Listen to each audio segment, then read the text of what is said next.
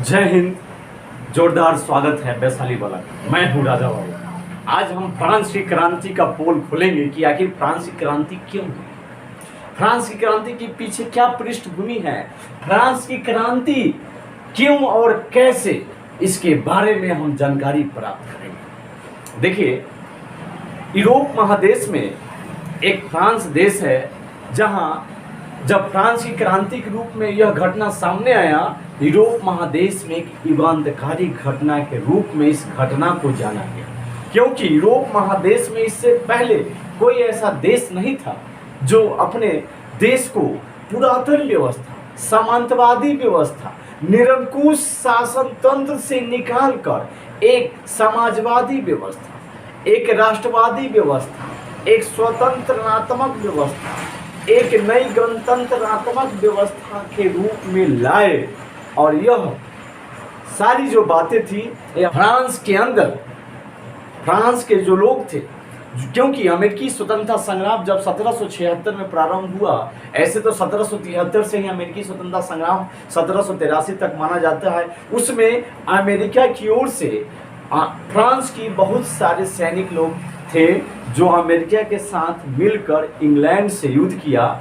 लेकिन इस युद्ध के बाद उसके अंदर एक ऐसी जिज्ञासा उत्पन्न हुआ जो फ्रांस की क्रांति के रूप में देखा गया, क्योंकि अमेरिका के अंदर जब वह स्वतंत्रता देश, स्वतंत्र पूर्वक देश जो अमेरिका हुआ, उसको देखने के बाद फ्रांस के सैनिकों को लगा कि नहीं, हमारा देश शोषित देश है, बुर्बो राजवंश के चंगुल में फंसा हुआ देश है, अब हमें इससे निकलना चाहिए। तब शुरू होता है फ्रांस की क्रांति। क्यों और कैसे, चलते हैं इस विषय पर। देखिए, फ्रांस एक अमेरिकी पश्चिमी द्वीप और अफ्रीका में एक मेडागास्कर टापू था। खूब गौर से सुनेंगे। अमेरिकी जो एक पश्चिमी द्वीप था, साथ में एक अफ्रीका में एक टापू था जिसका नाम था मेडागास्कर। इसे युद्ध के द्वारा फ्रांस जीत तो लिया।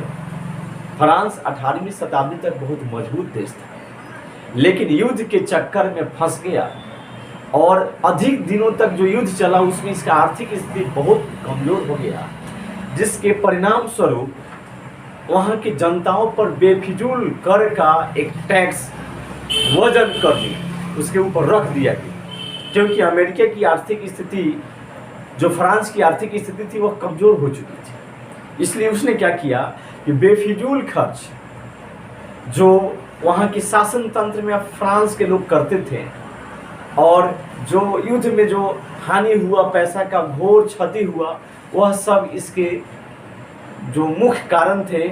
और इसको मेंटेन करने के लिए, इसको पूरा करने के लिए वह फ्रांस के जनताओं पर बेफिजूल कर का टैक्स बढ़ाते चला गया, जिससे वहाँ के लोगों ने, वहाँ के जनताओं के द्वारा इसका विरोध किया गया और फ्रांस की क्रांति के द्वार पर इस सब लोग को खड़ा कर दिया। तब शुरू हुआ 1789 ईस्वी की फ्रांसीसी क्रांति।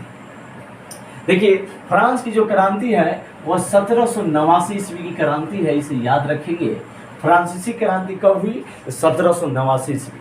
अब हम चलते हैं कि फ्रांसीसी क्रांति जो बुर्बो राजवंश थे, लुई 14वां, लुई 16वां जैसे वहाँ राजा थे, आखिर क्या हुआ कि उन शासन को लोग नकारा और स्वतंत्रता, समानता और बंधुत्व के जैसे मानवता के अधिकार को, मानवता के विचार को एक पृष्ठभूमि देते हुए क्यों क्रांति हुआ और क्यों उस शासन व्यवस्था को विरोध किया गया, ये तमाम बातें हम इस टॉपिक के द्वारा समझेंगे।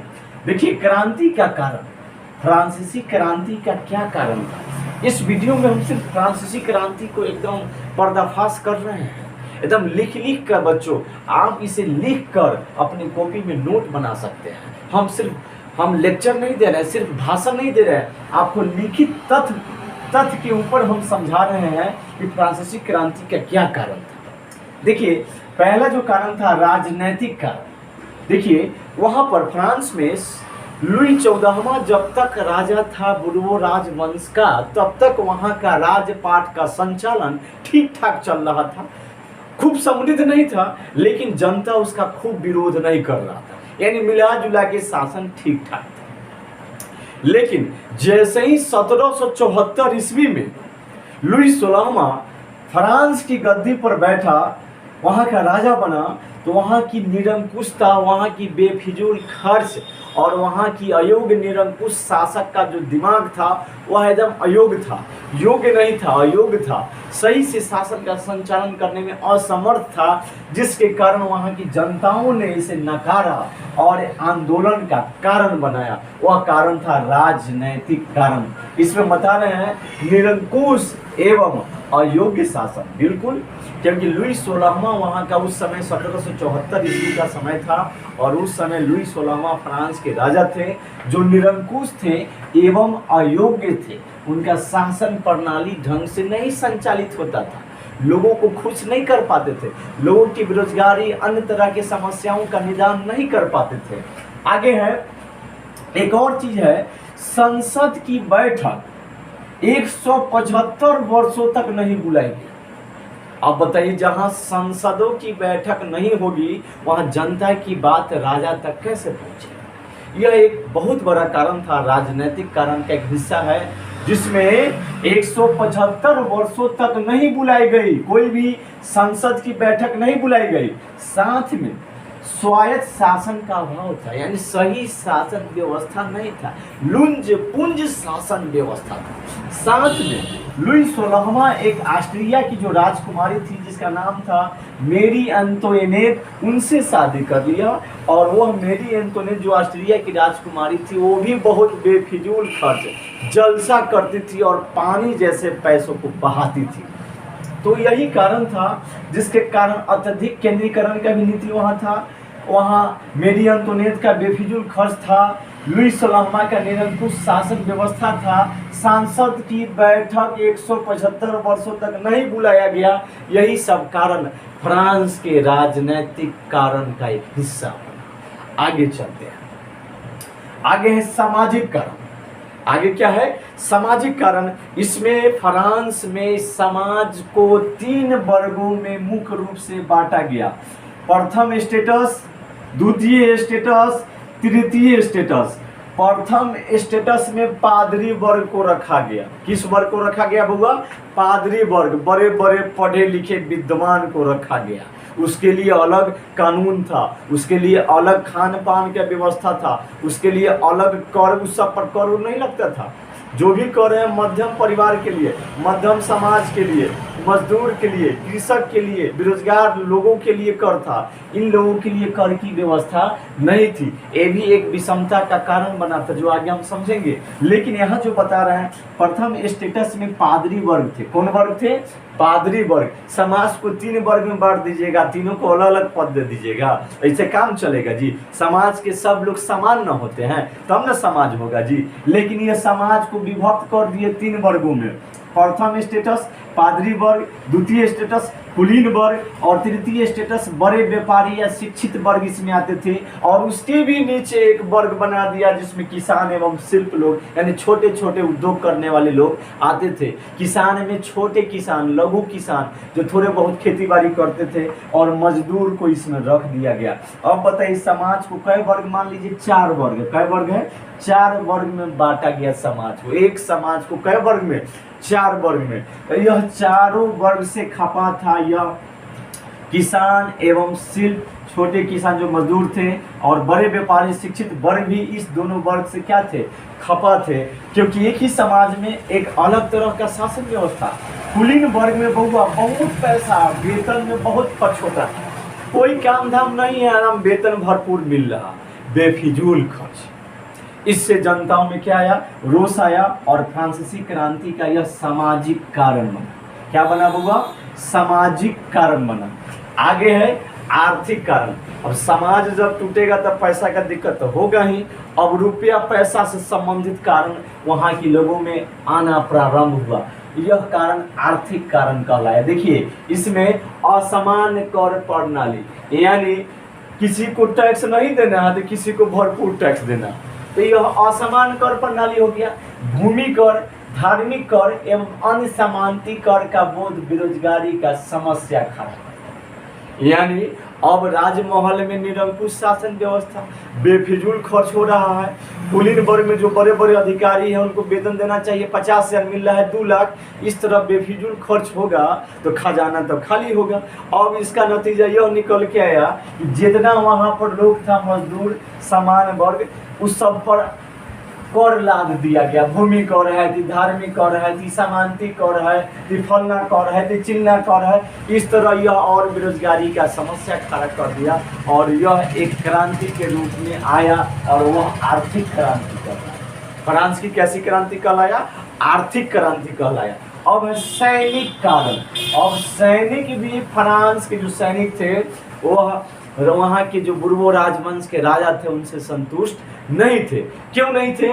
क्योंकि उन्हें नियुक्ति में असमानता, यानी जो खतरनाक युद्ध लड़ने वाले सैनिक होते थे वे किसान के बेटे को, मजदूर के बेटे को बनाते थे, और जो अच्छे सैनिक होते थे जो किला के आसपास होते थे, राजमहल के आसपास होते थे, राजमहल में होते थे, उनमें इन लोगों को सैनिक का पद नहीं मिलता था। वहाँ जाना है, जहाँ जाओ बंदूक लेके, धनुष लेके, तीर लेके, तलवार लेके, जहाँ खा जाओ नहीं तो खिला दो। अरे भाई ऐसा कोई बात होता है? और वहाँ भेजिए तो सबको भेजिए। अब भेजिए तो वो भी समझ लीजिए उसमें वेतन में भी अंतर, भोजन में भी अंतर। अरे ऐसा कहीं होता है? तो सैनिक टिकेगा? नहीं टिकेगा। क्यों टिकेगा? काहे टिकेगा? बताइए। न भोजन अच्छा मिल रहा है, न वेतन अच्छा मिल रहा है, और काम खतरनाक मिल रहा है। और वही एक कुलीन वर्ग के सैनिक है, अच्छे वर्ग के सैनिक है, उनको काम भी कम, वेतन भी अधिक, और भोजन भी सबसे अच्छा। इसी लोगों में, सैनिकों में भी असमानता आया और यह असमानता सैनिक कारण के रूप में देखा गया और फ्रांस के क्रांति में सैनिक कारण भी सामने आ गया। अब है व्यक्तिगत बहुआ। अगला जो कारण है व्यक्तिगत एवं धार्मिक कारण। अगला जो कारण क्या है? व्यक्तिगत एवं धार्मिक कारण। इसमें क्या है कि वहाँ के लोगों को भाषण, लेखन, विचार स्वतंत्रता का अभाव था। कोई लोग कुछ बोलेगा, कोई लोग कुछ बोलेगा, आप स्वतंत्र रूप से नहीं बोल सकते, स्वतंत्र रूप से भाषण नहीं दे सकते हैं। वो कुछ लोगों तक ही सीमित था, वही लोग देंगे, वही लोग करेंगे। इसका भी लोग ने क्या किया? विरोध किया। अब बताइए, कहता है भाषण, लेखन और विचार की स्वतंत्रता का अभाव था। ना जहाँ बोल सकते हैं, जहाँ ना लिख सकते हैं स्वतंत्र रूप से, वहाँ तो परेशानी होगा, हम तो विरोध करेंगे। आगे है धार्मिक स्वतंत्रता का भी अभाव, यानी आप अपने मन से धर्म को स्वीकार नहीं कर सकते, अपने स्वतंत्रता पूर्वक धर्म का आप संचालन स्वयं में नहीं कर सकते। वहाँ के राजा जो कहेंगे वही करना है। बिना अभियोग के व्यक्तियों को गिरफ्तार कर लेना, कानून में भी एक रूपता नहीं था। उस वर्ग के लिए अलग कानून है, कुलीन वर्ग, पादरी वर्ग के लिए कोई कानून नहीं है, और जो कानून है वो तृतीय स्टेटस में आने वाले लोग के लिए कानून है। ऐसा कहीं होगा? अब दूसरी बात है कि मध्यम वर्ग के लोग पहले पूर्ववत था, अब चालाक हो, अब वो एक्टिव हो गया, वो सक्रिय हो गया। क्रांति का बिगुल देख लिया अमेरिका में कि स्वतंत्रता क्या होता है, वह इसका उजागर करना क्या किया? शुरू किया। अपने आप में तैयार होने लगा कि फ्रांस की क्रांति में परिवर्तन लाएंगे, बुर्बो राजवंश को खत्म करेंगे, नए शासन व्यवस्था ला के ही छोड़ेंगे। अब है बौद्धिक कारण। कौन कारण है? बौद्धिक कारण। बौद्धिक कारण में क्या हुआ कि वहाँ पे ऐसे ऐसे लेखक लोग आए जिनमें मॉन्टेस्क्यू, वॉल्टेयर, रूसो जैसे, जिन्होंने एक ऐसी ऐसी पत्र पत्रिकाएं, किताब वहाँ पर लिखना शुरू किया। वहाँ लोगों को जागृत किए, वहाँ क्रांति के लिए लोगों को इकट्ठा किए, लोगों के अंदर एक उत्तेजना भर दिए। तब शुरू हो गया बौद्धिक कारण, जिसमें मॉन्टेस्क्यू, वॉल्टेयर और रूसो का नाम सर्वप्रथम आता है। अब हम बात करते हैं विदेशी घटनाओं का प्रभाव। ये भी फ्रांसीसी क्रांति में महत्वपूर्ण भूमिका निभाया, जिसमें 1688 ईस्वी में इंग्लैंड में गौरवपूर्ण क्रांति हो गया था। गौरवपूर्ण क्रांति में वहाँ के शासक, वहाँ के राजा बिना कोई क्रांति किए, बिना मारपीट किए गद्दी छोड़ के भाग गए। इसका भी असर देखा गया था फ्रांस पर। साथ में अमेरिकी स्वतंत्रता संग्राम में फ्रांस के बहुत सारे लोग सैनिक के रूप में वहाँ काम किए थे, वो भी वहाँ की स्वतंत्रता के क्या स्वाद होता है वो चख लिए थे, इसलिए उस स्वाद को अपने देश में भी लागू करना क्या किए? शुरू किए। और इसका भी प्रभाव अमेरिकी स्वतंत्रता संग्राम और विदेशी घटनाओं के प्रभाव में इंग्लैंड की गौरवपूर्ण क्रांति, यह सब फ्रांसीसी क्रांति के कारण बना। ठीक है, धन्यवाद।